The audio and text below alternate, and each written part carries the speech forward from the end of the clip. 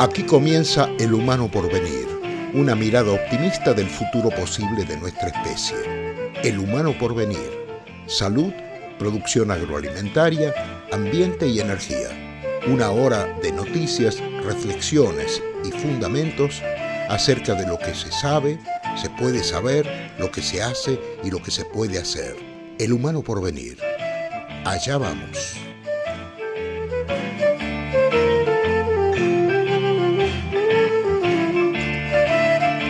Bueno, acá estamos, arrancando con un nuevo capítulo, el cuarto capítulo, con un par de temas pendientes de los que vamos a dar cuenta inmediatamente durante los 50 y tantos minutos.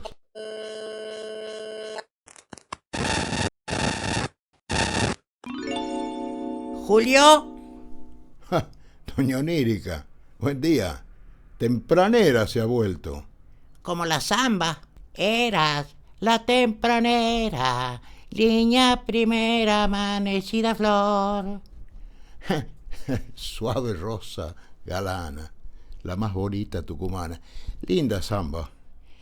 Sí, linda samba. Bueno, diga, ¿qué dice usted? Veo que anda de buen humor. A mí me pone feliz cada vez que amanece. Con solo estar. Es como que se cumple una promesa. ¿Qué promesa? Esa, la de que después de la oscuridad de la noche se vuelve a hacer el día. Eso esperas. ¿Qué tienes para hoy? ¿Alcanza a leer desde ahí? A ver, saca la mano, saca la mano. Sarampión. Sí, lo que faltaba. Con la Miriam. Claro. ¿Y el viaje prometido? Ibas a invitarme a otro mundo. Era una forma de decir. No era tal cual. Micromundos. ¿Qué es eso? Bueno, el mundo microscópico. Esa parte del mundo que no podemos ver a simple vista. Como los virus. Exactamente. Bueno, ya ve, ¿eh? Con la Miriam ya hemos puesto el ojo en ese micromundo. En ese caso, el de los humanos. Pero la idea es seguir internándonos también en el de las plantas. ¿Se acuerda, supongo, de que hablamos de que estamos en una etapa de la agricultura que algunos han llamado la cuarta revolución verde? Tal cual. En el programa pasado alcanzamos a llegar hasta la puerta de la cuarta revolución verde.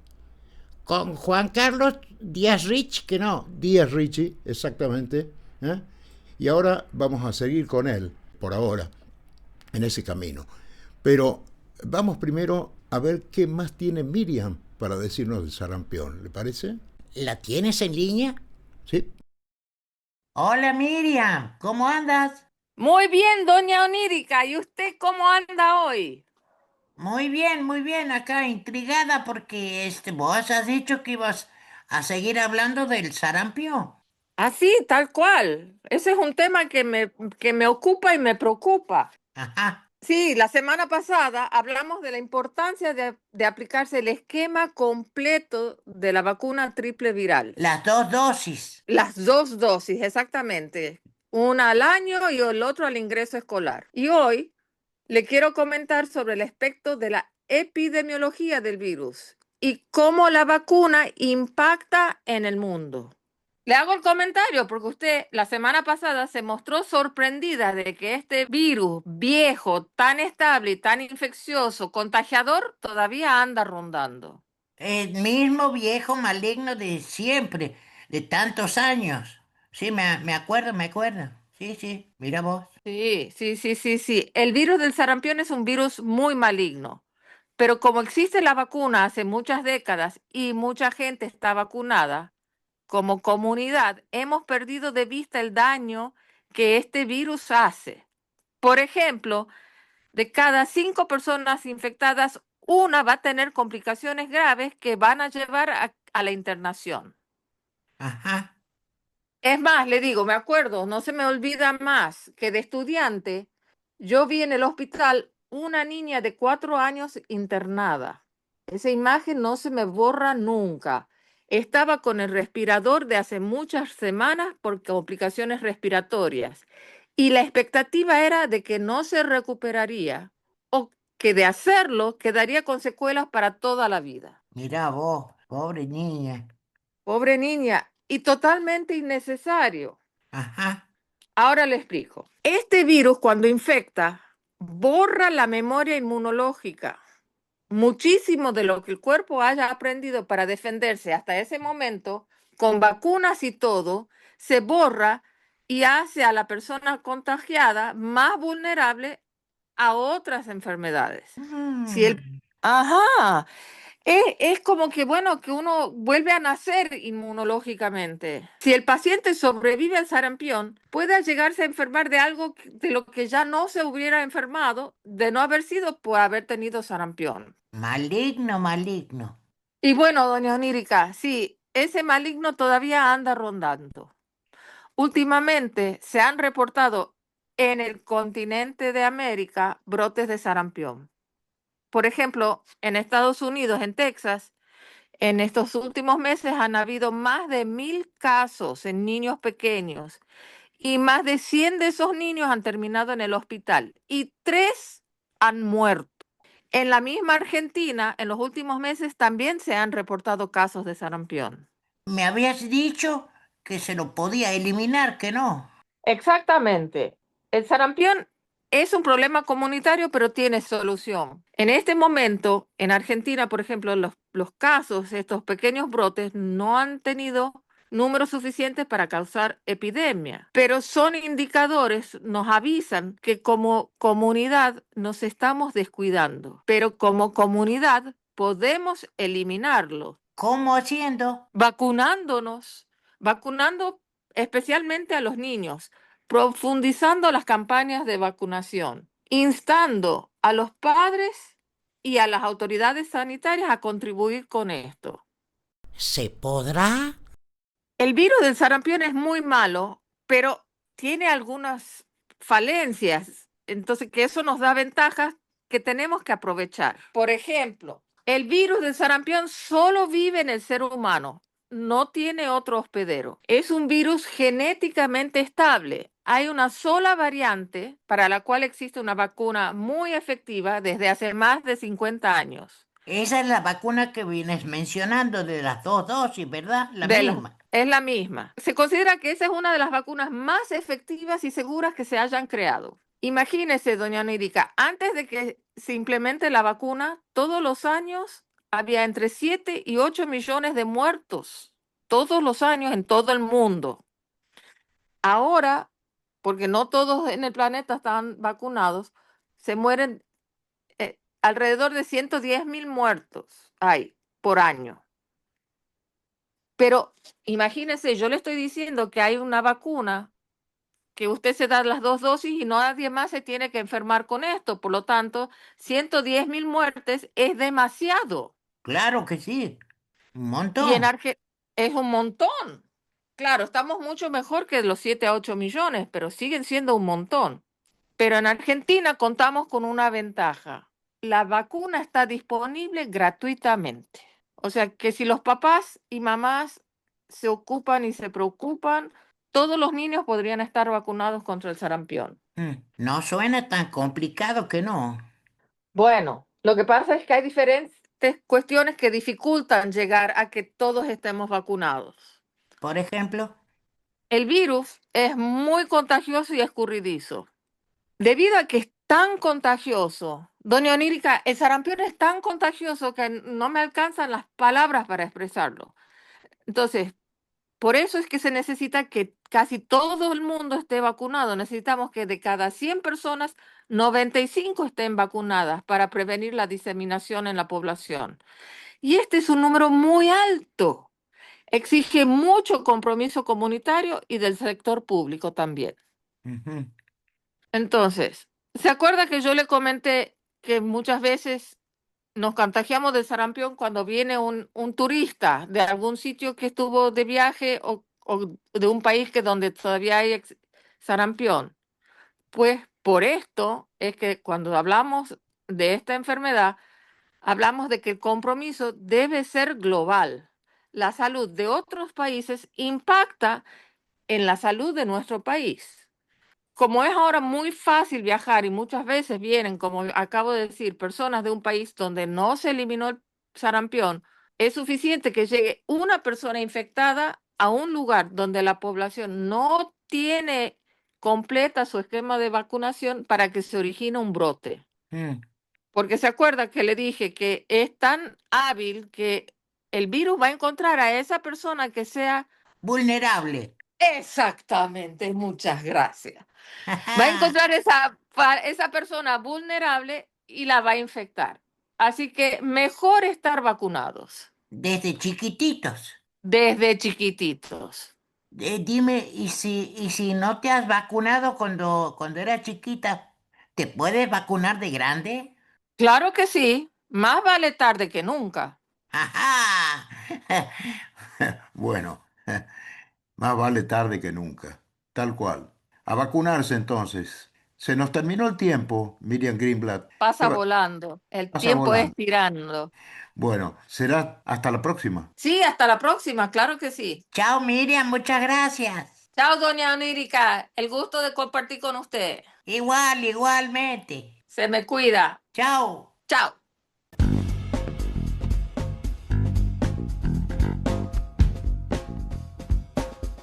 Bien, entonces, hay más micromundo para explorar.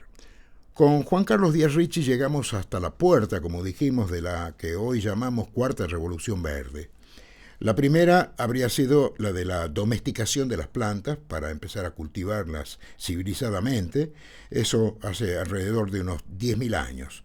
Luego, mucho después, por ahí por la década del 60 del siglo pasado, empezó la segunda revolución, que fue la de los agroquímicos y de la fuerte mecanización del agro. Y después, cuando se descubre el ADN, la tercera revolución, que fue cuando la agricultura, las ciencias de la agricultura, se decidieron a meterse con los genes de las plantas. ¿Estamos, doña Onírica? ¿Ya estamos de viaje? Alistándonos, alistándonos, diría yo, como examinando el mapa del terreno antes de partir. ¿Con Juan Carlos? Sí, claro, con Juan Carlos Díaz Ricci y otros amigos, sí señora. Retomaremos ahora de donde dejamos la semana pasada. Después, recuerda, de hablar de ese tema de la transgénesis. Dale.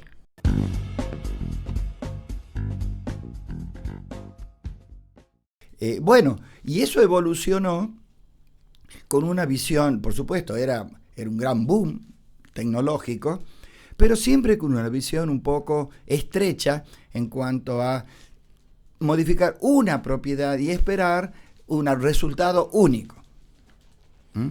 Que a veces sucede que cuando uno obtiene, por ejemplo, hace una manipulación genética y la obtiene en el laboratorio y hace los experimentos en el laboratorio y tiene buenos resultados, la mayoría de las veces, cuando pasa al campo, todavía hay que hacer ajustes porque el campo es otro mundo.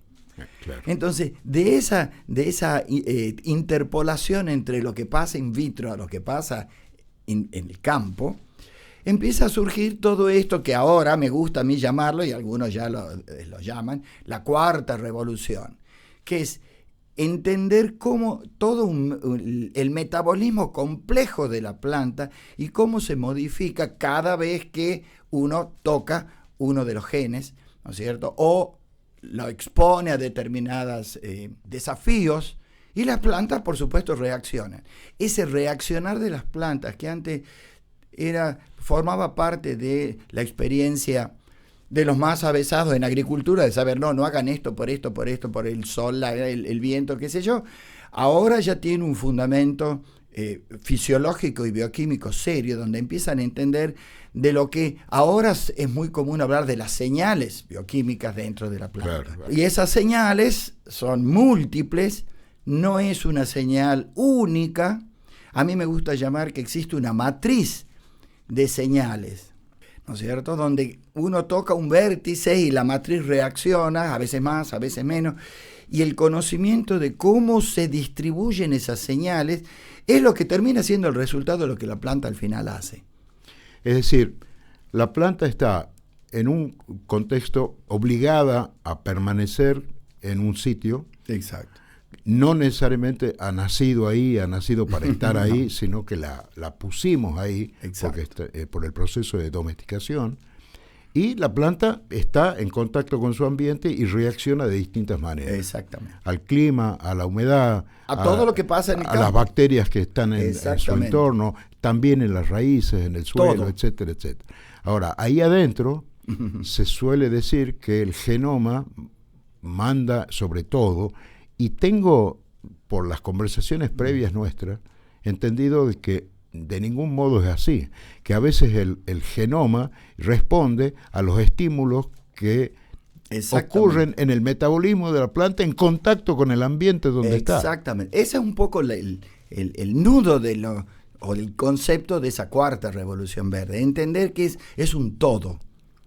Y entender el todo a veces nos supera a todos los que estamos en esto, porque está la variedad y la magnitud de las variables que se manejan, que bueno, lleva tiempo, estamos avanzando, estamos entendiendo de que hay como eso que mencionaste, que el medio ambiente afecta además de todo lo otro que la planta puede pasar, y eso hasta puede llegar a alterar porciones del genoma que se supone que no se toca, porciones del genoma y silenciarlos o activarlos bajo determinada, lo cual significa que lleva a lo que nosotros conocemos como la transcriptómica de la planta cambia. ¿Cómo es la palabra? Transcriptómica. Eso viene de el estudio de la expresión de los genes, porque los genes están en el genoma, todo el mundo sabe. Uno puede hacer una secuenciación completa de la planta. Virus, todos tenemos, y ahí somos todos parientes. Todos tenemos ADN y qué sé yo. Pero lo que sucede es que en cada ser vivo no siempre todos los genes se expresan simultáneamente. Y existe un programa de expresión de los genes de acuerdo a la evolución ontogénica del ser. Puede ser planta, un ratón, nosotros no somos fértiles mucho antes de tener 10 años. Es decir, las plantas no florecen, es todo así. Y todos esos cambios obviamente están en el genoma, pero no están activos todo el tiempo. Claro. Entonces, activar esos genes significa no solo activarlos, que tiene que haber moléculas inductoras de eso, que a la vez perciben los cambios del ambiente, sino que a la vez tienen que haber moléculas que silencien otros. Claro, que se encienda un gen y se apague otro. Exactamente. Porque al mismo tiempo sería contraproducente para la planta. Tendríamos 4 orejas como individuo. Claro, exactamente. Entonces, todo eso junto, que de a poco, ayudados con la informática, por supuesto, la potencia de la... Aquí a mí me gusta decir también que está muy de moda ahora todo lo que sea inteligencia artificial. Así como en la inteligencia artificial convergieron varias cosas juntas. No es solamente el desarrollo de los programas que desarrollan lo que constituye la inteligencia artificial por sí sola, sino que hubo que esperar el desarrollo de la computadora que tenga potencia para poder manejar eso, y también Internet. Me impresiona, Julito, me impresiona. ¿Qué cosa? La inteligencia. ¿La artificial? No, la de las plantas. Y fíjate vos, lo sabes supongo, hay gente que les habla a las plantas y esa gente dice que lo hacen porque les gusta. ¿Será verdad? Bueno, algo le hemos preguntado a Juan Carlos acerca de la sensibilidad de las plantas. Escuche. Nosotros estuvimos trabajando, lamentablemente por razones siempre presupuestarias y de recursos humanos no pudimos seguirlo. ¿Cómo eso que uno dice cuando uno le habla a las plantas? Bueno, eso y reaccionan. Bueno, quizás eso no lo hemos comprobado. Tampoco sé si es muy cierto. Pero sí sé que si uno las toca, las plantas, porque hemos hecho el experimento. Nosotros estamos trabajando, aprovecho, aclaro, en temas que tienen que ver con la inducción de la respuesta natural de la defensa de las plantas. Todo lo que cambia cuando una planta reprime una reacción o activa una reacción, puede ser a favor de adquirir resistencia hacia un patógeno, resistencia hacia un grado de radiación muy alta o algún tipo de esos cambios, ¿no? Y nosotros hicimos experimentos, digamos, la planta modelo que nosotros utilizamos es bastante rara. Es decir, es común para el que la come, pero es rara para estudiar el modelo, que es la frutilla, exactamente. Y nosotros, se ha publicado el trabajo, que si a la frutilla, por ejemplo, uno a las hojas, uno las toca 3 veces al día, está todo protocolarizado, 3 veces al día durante varias semanas, adquirían resistencia a un patógeno de la frutilla. No, es decir, el tocar, la frutilla tiene una serie de pelitos que son, claro, que están sobre la hoja, y si esos pelitos uno los apenas disparan ya la respuesta de defensa. Y lo cual significa que el contacto o el movimiento de un viento. Claro, el viento. Puede llevar el viento, a esto. una abeja, una mariposa. Exactamente. Y hemos medido molecularmente que se producía el disparo de respuesta de defensa. Todos lo que nosotros llamamos los parámetros o marcadores de la respuesta de defensa se daban como si hubiéramos estado utilizando un elicitor directo de la respuesta de defensa. Pero esto era natural. Es interesante, ¿no? Uh-huh. Bueno, eso nos lleva un poco a la pregunta acerca de, que sé que es un tema controvertido todavía entre los científicos, el tema de la posibilidad o no de vacunar a una planta. ¿Qué tema? Como dijiste. Bueno, no necesariamente lo vamos a destripar acá, claro, ahora, sí, pero por lo menos conceptualmente se lo puede. Contanos de qué se trata, un poco el desafío. Eso, nosotros también trabajamos en eso por la naturaleza de los experimentos nuestros y los resultados que obteníamos. Hay que definir qué es vacunar. Sí.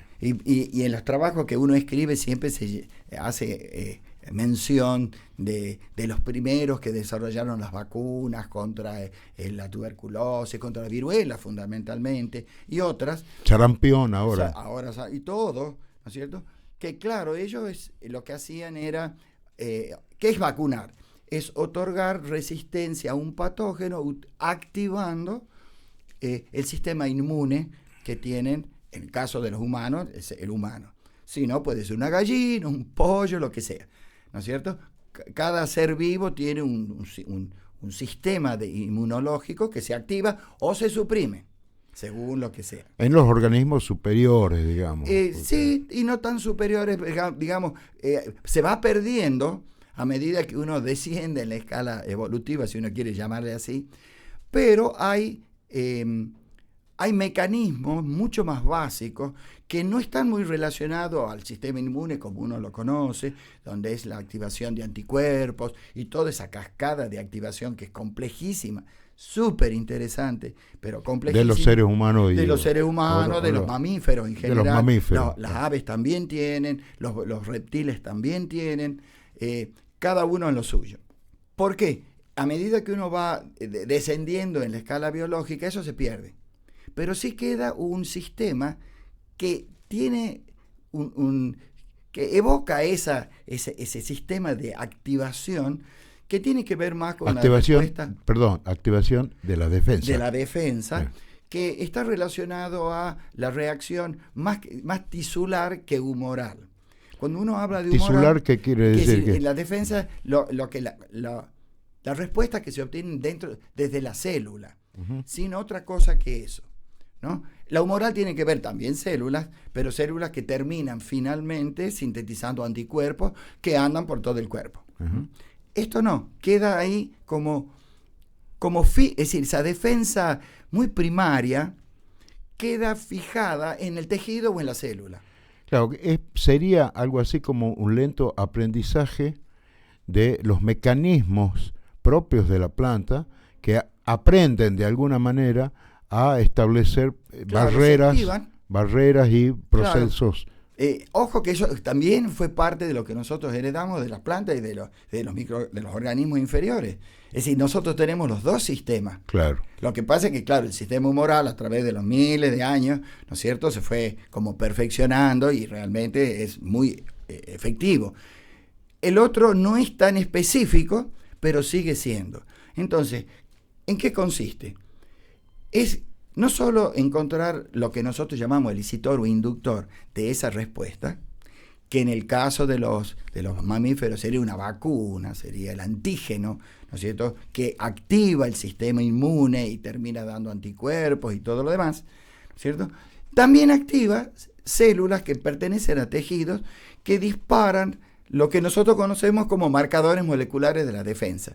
Por ejemplo, ciertas células de los mamíferos, cuando reciben un antígeno, disparan la acumulación de especies reactivas del oxígeno, y eso lo hacen las plantas también, y lo hacen los gusanos también. Y esa es una forma de respuesta, digamos, de defensa. Ahora, sistemas de defensa inespecíficas. Más inespecíficas, sí señor, más específicas. Ahora, ¿por qué nosotros queremos llamarle vacuna, que es la gran controversia? Porque en realidad también tiene un cierto grado de memoria. Porque cuando nosotros, los mamíferos, los seres humanos, nos vacunamos, no solo activamos el sistema de defensa, sino que después que hacemos el esquema de inmunización, las células encargadas, todas las células linfocitarias y todo lo que participa en eso, adquieren una memoria. A tal punto, que es muy ventajosa, porque a tal punto cuando vuelve el antígeno a atacarnos, ya el cuerpo reacciona rápidamente a detenerlo al invasor. Sí, claro, claro. Ahora, las células vegetales, como las células de los seres vivos inferiores, también tienen eso, y hoy se sabe que tienen también un tipo de memoria.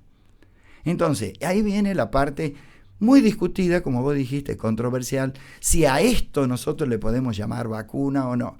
Obviamente, si nos quedamos con el concepto de vacuna como nosotros los conocemos en los mamíferos, o no es eso, pero si nos quedamos con el concepto original que hicieron los padres de la vacunación, sí, allá a fines de 1700, con la vacuna de la viruela, ellos no sabían nada del sistema inmune, simplemente sabían que si se le ponían esas pústulas que tenían las vacas, que eran producto de la reacción inmunológica, se la inoculaba en un ser humano, el ser humano adquiere resistencia a la viruela. Es todo lo que sabían. Es decir, ellos de anticuerpos no sabían nada. Es decir, el mecanismo utilizado para adquirir la inmunidad, ellos no lo conocían, pero sí sabían los efectos. Entonces, desde el punto de vista conceptual, que eso es lo que nosotros queremos defender, desde un punto de vista conceptual es exactamente lo que les pasa a las plantas y a los seres inferiores. Uno induce, con un inductor que puede ser muy específico, estas células vegetales o de hongos o de cualquiera, reaccionan en forma bastante inespecífica, pero se quedan con una memoria. De tal modo que si un patógeno vuelve, si uno ha inducido con un inductor de ese patógeno, digámoslo bien, el inductor de la defensa contra ese patógeno, después de un tiempo vuelve el patógeno, la planta ya responde como si fuera casi inmune. Esa es la palabra, casi inmune. Claro, porque hay una especie de, digamos, de diálogo, si se puede decir así, siempre usando las palabras con prudencia, porque sí, claro, como vacuna. Es un diálogo entre el conjunto de señales que circulan dentro de la planta y el genoma. Exacto. De modo que el genoma activa algunos genes, reprime a otros y reacciona ordenando que se produzcan ciertas proteínas que respondan a tal situación. Bueno, ahora me das pie a que te explique, cuando uno habla tiene memoria. ¿Qué es la memoria? Memoria me va a hacer falta a mí para acordarme de todo esto. Sí, verdad. Bueno, vamos a ir de a poquito. De viajecito. Sí. Ahora le propongo que hagamos una pausa, un recreo, un poco de música, un breve intermedio musical. Ay, ¿qué piensas poner? Propongo escuchar unos temas compuestos para guitarra por nada menos que por Nicola Paganini, ese virtuosísimo violinista italiano, que conocemos por eso, básicamente, pero que según dicen, según cuentan, le gustaba mucho la guitarra. Así que, bueno, son unos temas muy delicados, muy amables, muy tranquilos. ¿A usted le gusta cómo suena la guitarra?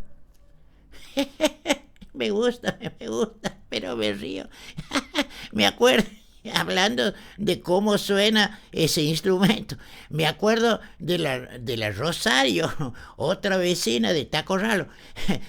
Temperamental la Rosario, el marido hacía semanas que andaba de peña en peña y volvía borracho a la madrugada. Y empezaba a poner cargoso, mimoso. Y la Rosario un día dijo basta y le hizo sonar la guitarra por la cabeza. Vos lo vieras al gordo. Ay, doña Onérica, bueno. Bueno, escuchemos estos amables temas compuestos por Paganini para guitarra. Y alguno de los oyentes podría llegar a sorprenderse con el último de los temas puestos acá, porque tiene un airecito, no vayan a creer, a samba.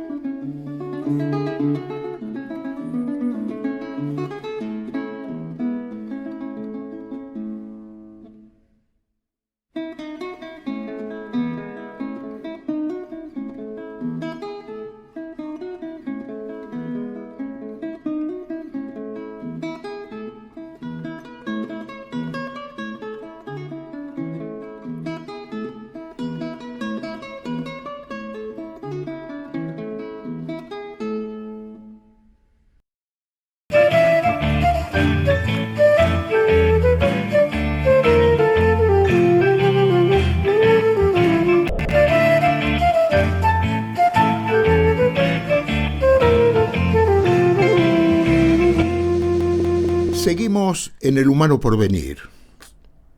Me quedé pensando en lo de la matriz de las plantas que coordina la actividad cotidiana, por así decirlo, el metabolismo, coordinadamente, todo junto, un todo armónico que opera sincrónicamente al mismo tiempo y donde no manda necesariamente el genoma. Capaz valga preguntarse si tienen conciencia las plantas, o en todo caso, en qué consistiría algo así. ¿No le parece? La conciencia de estar. Sí, algo así. Algo para aprender, además, de y para la agricultura. Útil para ir a fondo con el intento de hacerla más amigable y más cómplice de la naturaleza en lugar de forzarla. Mire, le propongo que le pidamos a la Miriam, ¿De nuevo? sí, que nos cuente una experiencia con los vientos del Caribe y la arena del Sahara. ¿Del África? Sí, aunque usted no lo crea. Yo conozco la historia ya, pero me gustaría que la escuchen dicha por ella, contada por ella, la versión directa. ¿La tienes ahí en línea? ¿Sí? Bueno, Miriam, nuevamente en el día una segunda entrada, esta vez porque tenemos curiosidad por recordar aquello que en algún momento me comentaste acerca de lo que ocurre con los vientos en Puerto Rico.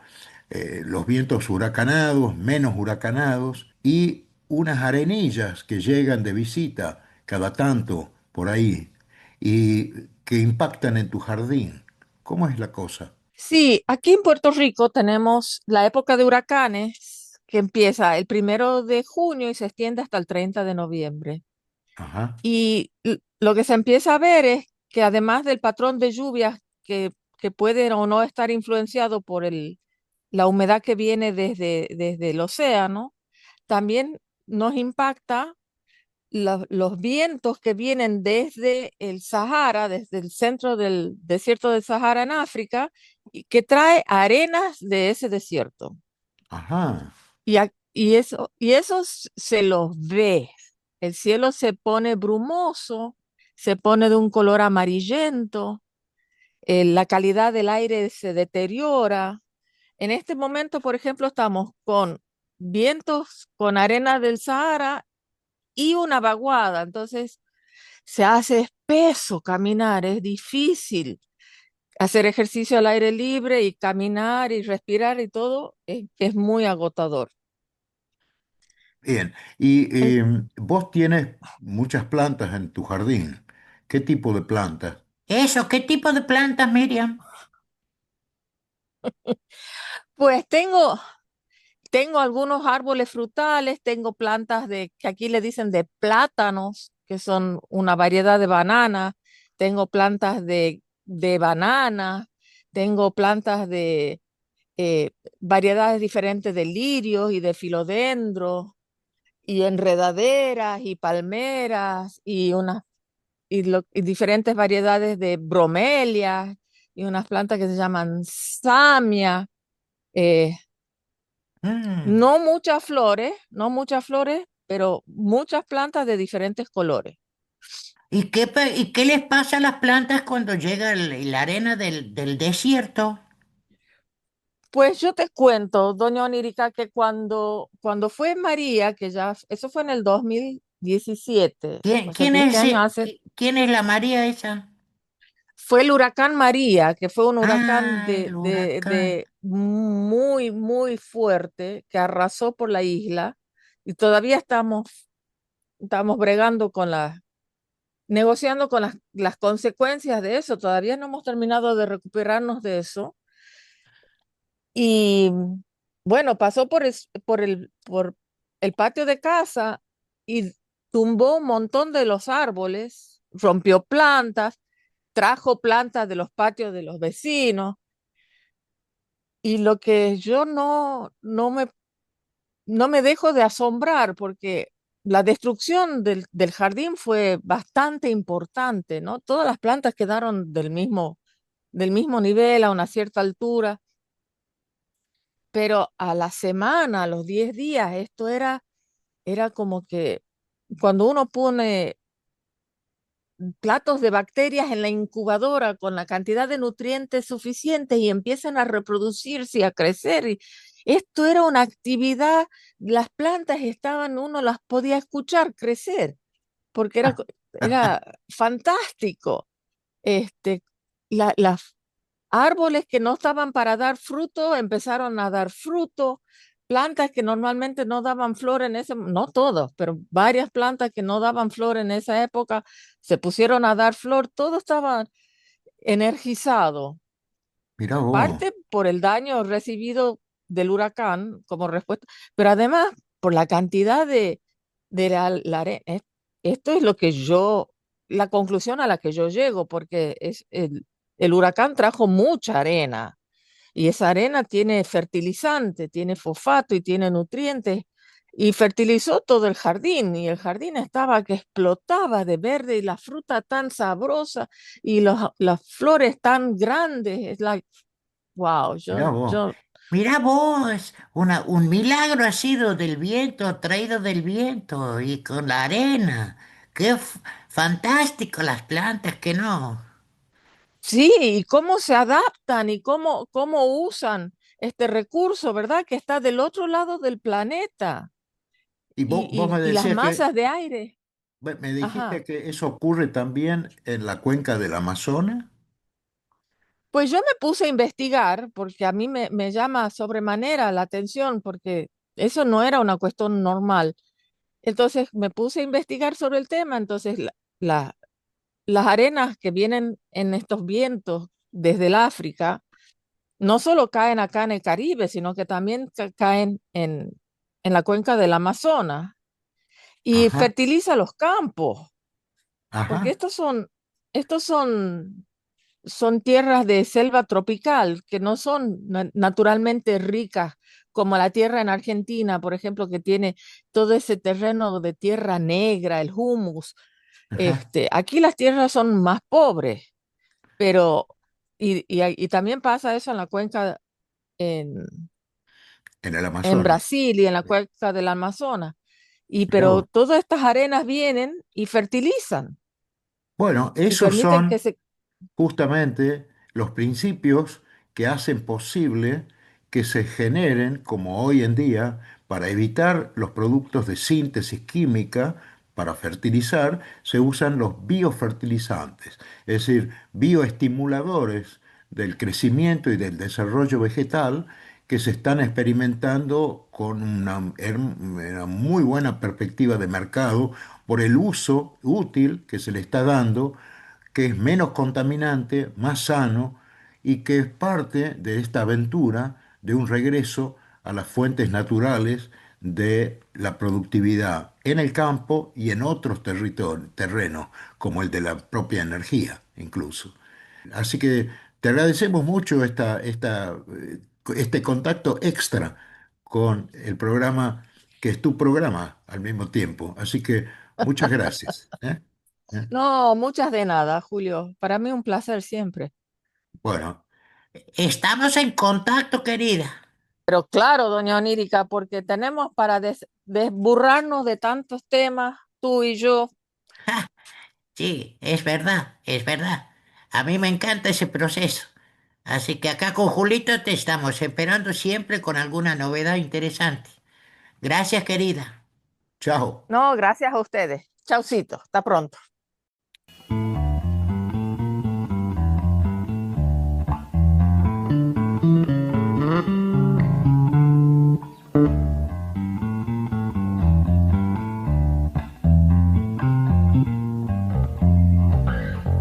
Una experiencia natural de biofertilización, la del jardín de Miriam. Eso es la base de muchas de las líneas de investigación hoy en curso en el ámbito de las ciencias agrarias. Una línea totalmente atravesada por la mirada de las biotecnologías, la biología molecular y la microbiología. Fascinante. Hemos hablado ahora con Javier Tonato, coordinador del equipo del subprograma de agronomía de la Estación Experimental Agroindustrial Obispo Colombres de Tucumán, con quien conversábamos acerca de las áreas temáticas que los ocupan actualmente, una de las cuales es precisamente esta de los biofertilizantes. Bueno, como para hacer quizá como un resumen de las líneas de trabajo que tenemos, no como describiéndolas como formalmente las tenemos, sino como temas para transmitir. Creo que es mucho más interesante hablar de áreas temáticas. Tenemos áreas muy grandes que tienen que ver con el desarrollo de bioproductos, que hoy es un área que está en plena expansión, buscar soluciones basadas en la naturaleza. Creemos que hay un potencial muy, muy grande que todavía no hemos logrado explorar ni un pequeño porcentaje de todo el potencial que hay en la naturaleza. Creo que como investigadores y como productores y como industria, como sistema de producción en general, siempre nos hemos enfocado en lo que el hombre podía producir, y hoy creo que el cambio de paradigma es lo que la naturaleza nos puede ofrecer para solucionar lo que los hombres hemos hecho. Hoy estamos lidiando con las consecuencias de esos enfoques tradicionales y nos estamos dando cuenta que la naturaleza tiene soluciones todavía para ofrecer, y hay que saber identificarlas y transformarlas o aislarlas para aplicarlas, ¿no? ¿Ejemplos? Ejemplo de eso, bueno, algo muy, muy, muy bueno para que la gente lo entienda, los biofertilizantes, por ejemplo, que se han logrado imponer y ganar un lugar en el mercado porque generan un efecto de aumento de producción, un efecto Los biofertilizantes sustituyen a la urea de síntesis. Sí, pueden sustituir a distintos tipos de fertilizantes según el tipo de biofertilizante del que estemos hablando. En general, sí, la idea es reemplazar, aunque sea una parte de las dosis de los fertilizantes sintéticos, con nitrógeno en general, no solo de la urea. Cualquier fuente de nitrógeno sintético que uno pueda reemplazar con un biofertilizante, creo que es un pequeño paso hacia adelante en la sustentabilidad del sistema. ¿Eso mejora la calidad de los suelos o evita el deterioro de los suelos y la evaporación de gases? Sí, reduce las emisiones, ahí hay que poner un poco la lupa en los procesos productivos. Habría que examinar de cerca el proceso productivo de un fertilizante sintético y de un bioproducto y compararlos. En principio hay un beneficio hacia el lado de los bioproductos, pero como todo, esto no es cuestión ni de demonizar uno ni de poner todas las expectativas en el otro. Creo que es como armar un rompecabezas donde uno tiene que saber dónde va a poner cada ficha y cómo va a participar en ese escenario final. Sí hay en principio una reducción de emisiones, pero eso se cuantifica después. O sea, en cada caso puede haber una tendencia, puede haber un impacto mayor, un impacto menor, porque si pensamos en los sistemas productivos tenemos muchísimos factores que intervienen: clima, manejo, el hombre, las variedades, los insumos que usás. Entonces ahí es donde se empieza a componer esa foto, y el resultado final de las emisiones no es solo uno de los factores, sino en la sumatoria de todos ellos. Después, como otros bioproductos que tienen un potencial muy grande, hoy estamos trabajando en los bioactivadores, en bioprotectores, recuperadores de estrés, que son bioproductos que tienen una acción particular. Algunos producen un incremento de rendimiento, pero a veces el efecto de ellos va por una recuperación de un estrés térmico, por una alta temperatura, por ejemplo, por una temperatura muy baja, por un estrés hídrico, por sequía. Permiten una recuperación más acelerada del cultivo. Entonces, tienen ese efecto benéfico. Hay otros que generan algún tipo de protección contra alguna enfermedad. creo que ahí hay toda una paleta de productos donde hay que poner los próximos esfuerzos, porque si bien los biofertilizantes todavía creo que tienen mucho para ofrecer, es un área que está muy explorada, muy aprovechada ya, y todas estas nuevas alternativas creo que son sumamente interesantes para complementar otro tipo de productos o ofrecer otro tipo de soluciones para el cultivo. El uso de la caña como directamente para fines energéticos se está contemplando en forma especial, o es indistinta el cultivo de una y para uno y otro fin? No, hoy en día el cultivo en Argentina pasa por dos lugares, pasa por producción de alimento y producción de energía. La caña tiene la capacidad, tiene el potencial de ofrecer muchísimas cosas. La que primero hemos descubierto era el azúcar, la alimentación, pero después se ha introducido el aspecto energético de caña de azúcar, y todavía hay un montón de otros productos que tienen que ver con otro tipo de industrias que agregan valor a caña de azúcar, donde todavía hay que explotarlo full, hay que explotarlo mucho. Volviendo a lo que decíamos de bioenergía, hoy el foco está puesto en producción en cantidad de toneladas por hectárea y el contenido de azúcares que tenga esa caña. A partir de esos azúcares yo voy a poder desarrollar, voy a poder obtener tanto bioenergía, bioetanol como azúcar.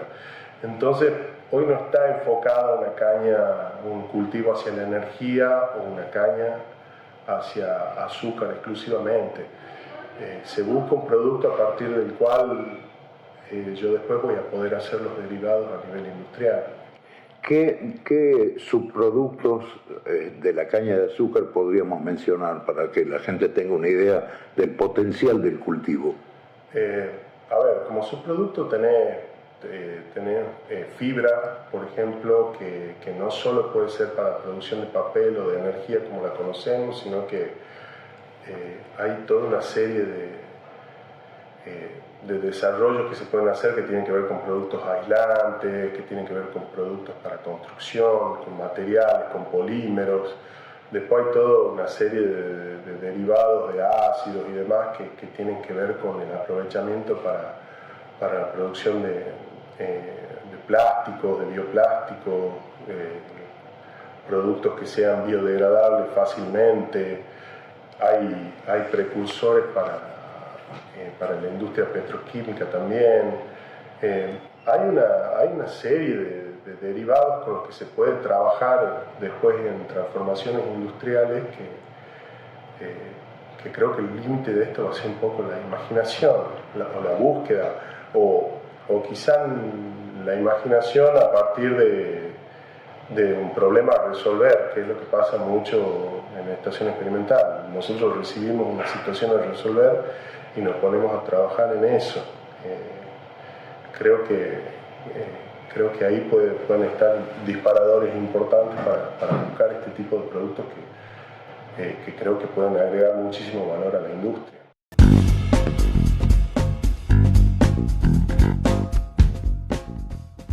Hay mucho, pero mucho para desarrollar todavía acerca de lo que se está haciendo, no solo en caña de azúcar, sino en todos los cultivos que se practican en Argentina, especialmente en el noroeste argentino, los cítricos, los granos, la fruta y horticultura, en fin. Hay una corriente, como decía yo recién, biotecnológica, que recorre transversalmente todas las actividades vinculadas con las ciencias agrarias. Así que, bueno, en eso estamos, líneas que se nutren de la mirada propia de estas nuevas ciencias. La química, la biología también se suman, algo de la física por la cuestión atmosférica, en fin, un conjunto de disciplinas que estudian cómo volver a usar las fuerzas mismas de la naturaleza. Doña Onírica, hay mucho para recorrer. Ya estamos de viaje. allá vamos.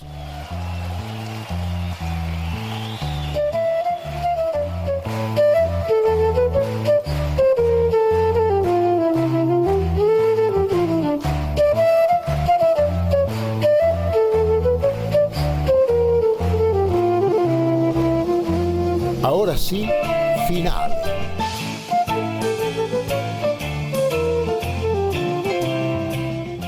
Será entonces hasta el próximo capítulo de esto que hemos llamado El Humano Porvenir.